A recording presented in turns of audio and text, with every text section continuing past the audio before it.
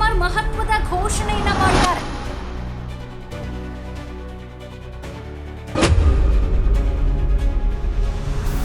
ಕೆಂಪೇಗೌಡರ ಹೆಸರು ಶಾಶ್ವತವಾಗಿ ಉಳಿಯೋದಕ್ಕೆ ಯೋಜನೆಗಳನ್ನ ರೂಪಿಸ್ತಾ ಇದ್ದೇವೆ.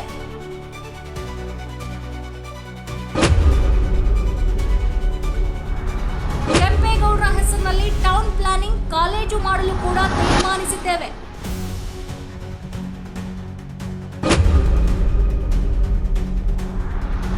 ಕೆಂಪೇಗೌಡರ ಭವನದ ಬಗ್ಗೆ ಹೊಸ ಬ್ಲೂ ಪ್ರಿಂಟ್ ರೆಡಿ ಮಾಡಿದ್ದೇವೆ.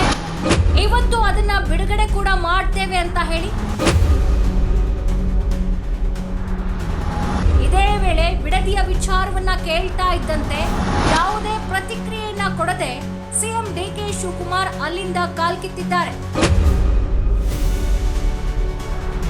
ಏರ್ಪೋರ್ಟ್ ನಲ್ಲಿ ಸಿಎಂ ಡಿಕೆ ಶಿವಕುಮಾರ್ ಹೇಳಿಕೆಯನ್ನ ಕೊಟ್ಟಿದ್ದಾರೆ. ಕೆಂಪೇಗೌಡರ 517ನೇ ಜಯಂತಿಯ ಪ್ರಯುಕ್ತ ಅವರ ಹೆಸರು ಶಾಶ್ವತವಾಗಿ ಉಳಿಯೋದಕ್ಕೆ ಯೋಜನೆಗಳನ್ನ ರೂಪಿಸುತ್ತಿದ್ದೇವೆ ಅಂತ ಹೇಳಿ ಸಿಎಂ ಡಿಕೆ ಶಿವಕುಮಾರ್ ಹೇಳಿಕೆಯನ್ನ ಕೊಟ್ಟಿದ್ದಾರೆ. ಕೆಂಪೇಗೌಡರ 517ನೇ ಜಯಂತಿಯ ಹಿನ್ನೆಲೆಯಲ್ಲಿ ಸಿಎಂ ಡಿಕೆ ಶಿವಕುಮಾರ್ ಏನ್ ಹೇಳಿದ್ದಾರೆ ಬನ್ನಿ ಕೇಳೋಣ.